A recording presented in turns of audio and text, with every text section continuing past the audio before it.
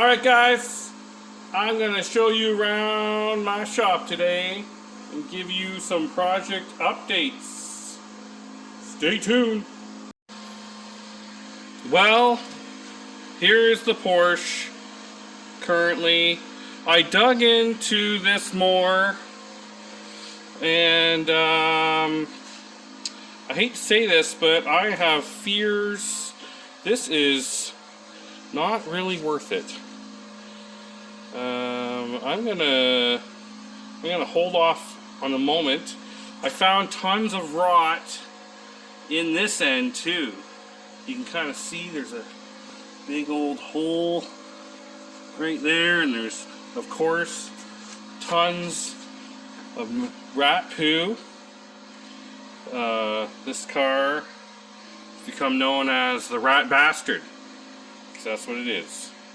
So I actually, my daily driver is this guy here, or at least one of them. I have two daily drivers.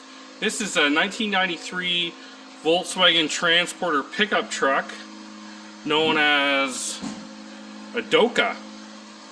So basically it's a T4, here's my Porsche 914 over here. So this is a T4 transporter. Here in Canada we call this the Eurovan. And I tried to start it on a really cold day and it wouldn't go, and I thought that maybe the fuel had gelled, so I let it sit and warmed up and it still wouldn't start.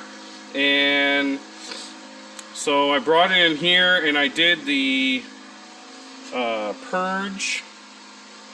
I did a fuel purge. Man, this GoPro thing, sorry for the camera work. I did a fuel purge, as you can see there. I bypassed and I changed the fuel filter down in there, and I was trying to purge the pump to see if it had air in it, and still wasn't going. And I thought, well, maybe the glow plugs had gone. So I was in the midst of testing them, and then I noticed from the top of this pump here, you can see there's the spring there on the pump.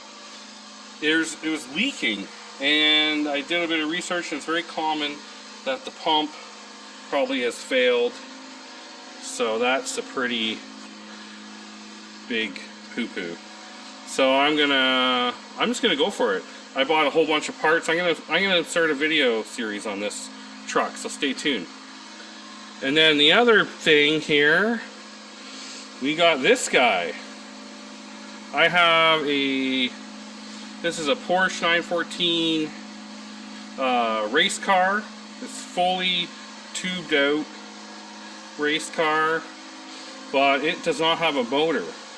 So my plan here was to actually, I was going to build this guy over here and hopefully sell it, get it into a state where I could sell it, and to buy a motor for this guy, this wide body. I was thinking maybe build a GT6 clone race car, maybe. This is all, so these aren't just fiberglass flares, these are fiberglass whole fenders. This car is incredibly light. It's got a fiberglass trunk over in the back there, and they deleted everything on it. There's nothing much to it, so I'm not too sure what to do with this red yet. I'll have to keep going. It's a big project for sure. And then, so over here is something under a tarp or a blanket, which I may have to build up one day here. Let's give a little glimpse there. That's my 69 911, which hasn't run in 20 years. So yeah, really got to figure out how to approach this properly. So then Over here, this is my CNC land. So I have a CNC Shapeoko. I use a lot of this for engraving and not much woodwork. I don't really like working with wood. Kind of allergic to wood, so I don't do much of that. This is a CNC Haas mini lathe, and this is what I've been building. This is my CNC Langmuir MR1 mill. I just picked this guy up, and I'm still in the midst of tuning it, and soon it will be making parts. My goal is to hopefully make some pretty cool parts for some of these Porsches and other Volkswagens I have. And over here, that's the trunk for the race car. It's fiberglass. This is all material storage, Volkswagen parts. There's a wood sliver of a tree. It looks like a naked dude. It's pretty funny. And here I have a Metal Ace English wheel. There's some Bittler Brothers bead roller. What else we got in here? A whole bunch of junk. I'm trying to organize. It's very messy, lots of parts. That's a huge pile of Porsche 914 parts. There's the motor way back in there. And there's TV I gotta get rid of. The Beverly shear. There's a junky clenching hammer. There's my foot stomp shear, small one. This is a Trump, what do they call it, like a reciprocating machine hammer, I guess. It's not really a hammer, but it's a metal shaper. There's a nibbler is what they really used it for. But you can see they got, these are louver dies. I have, here's a nibbler. These are blanks to make whatever profiles. You make profiles in sheet metal with this.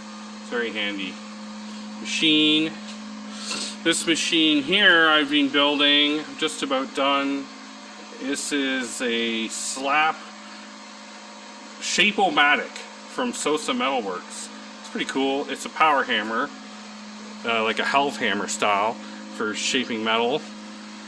It's pretty budget friendly. There's a good video by Make It Custom on how to build it. So it's all welded together. Just tube frame with this hammer dies. Good way to lose a finger. And then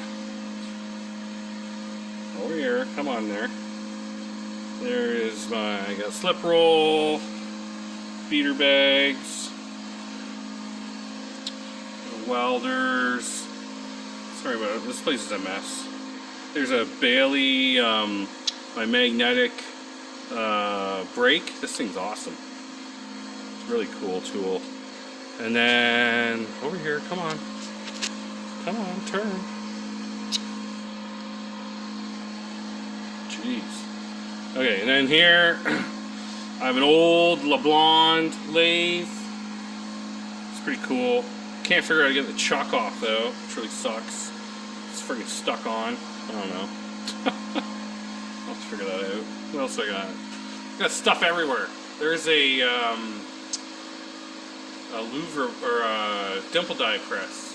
That thing's really handy, making cool panels.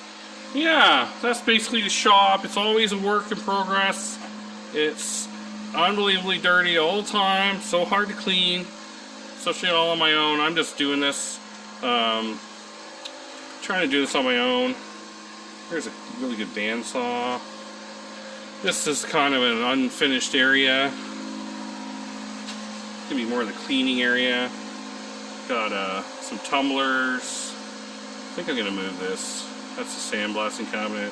There's a big punch press, hand punch press. sander. Even behind these, got these metal doors I was going to salvage. But there's a polishing lathe. That thing's pretty cool. Yeah, there's my noisy ass fireplace, drill press, a little bit of wood cutting area. I don't like using wood. That's my Eckold shrinker and stretcher. Yeah, that's basically it. So yeah, I got this thing.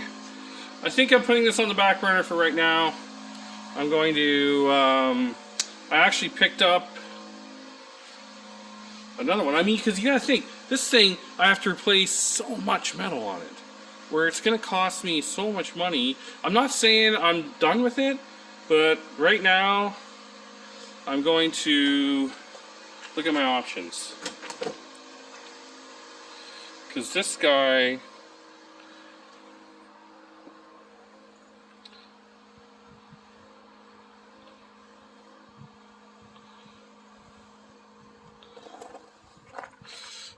so I do have this guy I picked up too, which I think is about as bad as the yellow one. It might be, I'm hoping it's better. I hope the motor runs at least. It looks like it's in better shape. There isn't covered in rat poo. So once this giant pile of snow melts, then I'm gonna put it in the garage. But hopefully, I need my truck to run. So yeah, that's the shop and my projects. I got some more, but I gotta keep some secrets from you guys.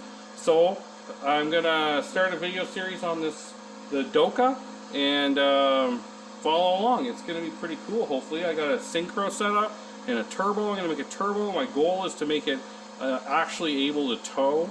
Right now, it is pretty useless as a tow vehicle for the size of the truck. So, all right, thanks for tuning in.